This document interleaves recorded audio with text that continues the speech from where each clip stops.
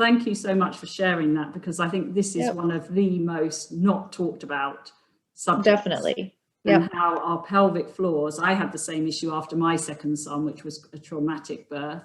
But yeah, pelvic floor just totally seizes up and starts acting as this stabilizer. And of course, I had, other issues like that you'd normally get with a weak pelvic floor. So incontinence, couldn't run, not that I want to run, I'm not a runner, but for sure. Couldn't run, couldn't jump, and you've got 2 small children, you want to run around, play in the park with them. Couldn't even do that.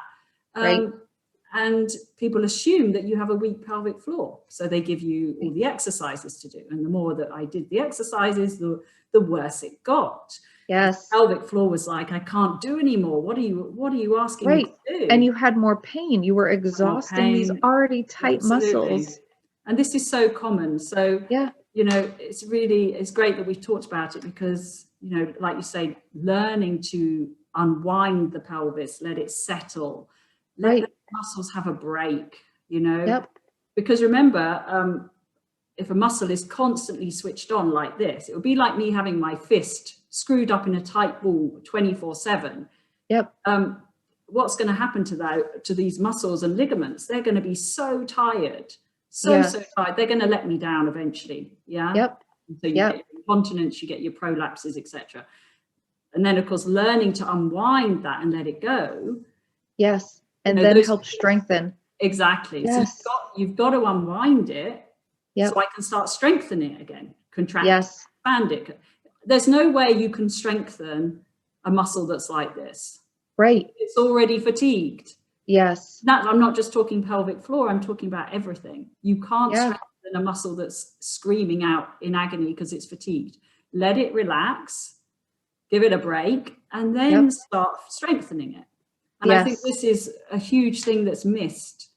Oh, without a doubt. I mean, I was never the way that I was even trained to think. It's a very different way to think about it. And you've got to open your mind to other things, because a lot of the times the provider you're going to isn't going to open their mind for that. So of course, that's where the Zebra Club has been great. You've got a community that you can ask people. And honestly, I've been so tempted just to get off of Facebook in the past. And the only reason why I'm still on it is because of my EDS support groups and the Zebra Club. I've learned so much, and I know I can ask, hey, this has happened to me. I feel like I'm crazy. Has this ever happened to you? And you'll get 1,000 comments. Yes, absolutely. And feel better. Yeah. So that brings me on to, what do you do now to manage your symptoms, your pain? How are you doing now? So it is tough, because obviously having 2 young children, and I even just working those 2 days a week, it's tough because I tend to feel worse on those work days, because it's very hard to keep my posture. And I've gotten to the point where I know that when I would be listening to a patient, my shoulders were forward and my neck was out. I'm listening intently, and I've had to come up with ways. Like if I'm in a patient's room, I sit on a little rolly stool, I back myself up against the wall, and I make my shoulders and my head touch the wall the whole time I talk to them. And I probably look ridiculous, but if I don't do that, my hips and my head are going to be horrible at the end of the day. And then on top of it, you're in front of a computer screen. So I've really had to figure out my posture I find myself making my kids breakfast and I'm hunched over and my head's down, and I have to pick my sternum up, and just all the things that I've learned in the past couple of years that are so key and so critical. I get a massage once a month, and even that was finding my balance, because like you've mentioned as well, you don't want to completely relax the muscle that is holding on where the ligament is lacking. And there have been times where I've had too much of that, and my pain is horrible for days, and I'm subluxing everywhere.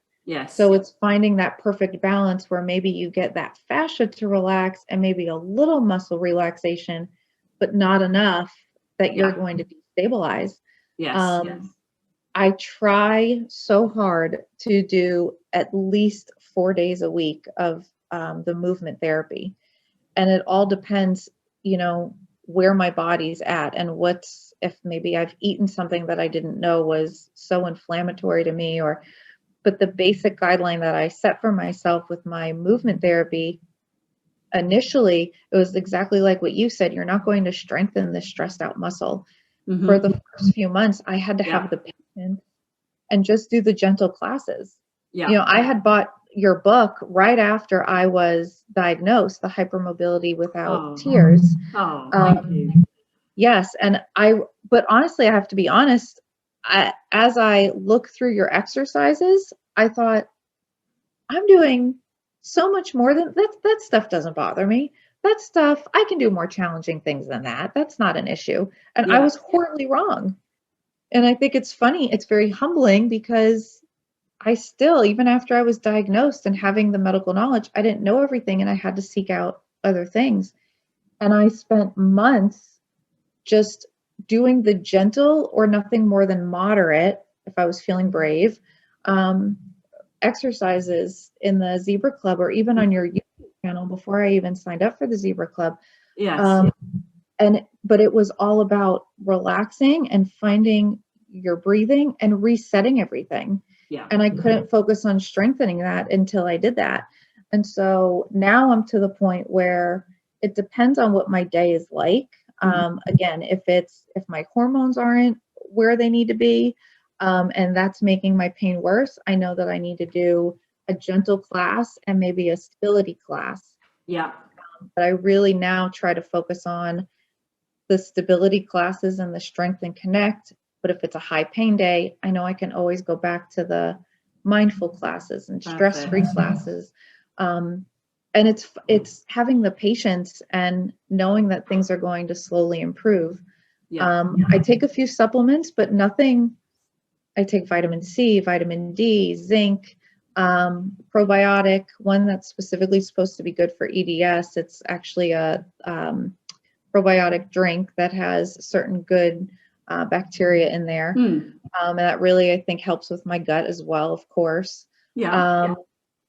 But nothing, I do CBD, I do those types, but I'm anaphylactic to NSAIDs, so I can't take anything. And I'm allergic to artificial colors, so that really limits anything that I can try and take to manage the pain. So it's really gotten me focused on the importance of movement therapy. Every morning, without fail, I spend at least 10 minutes rolling my hips, moving my spine a little bit, doing things that I never would have thought that I'd be doing, like Tai Chi type movements, and focusing on my breathing. And I didn't think that I would wake up early to do it, but I have to. The days where I don't, I'm starting off on a horrible foundation and it's going to be so much worse. And what a difference that light movement, that lubrication to the muscles and the joints makes. That's something that I absolutely cannot skip.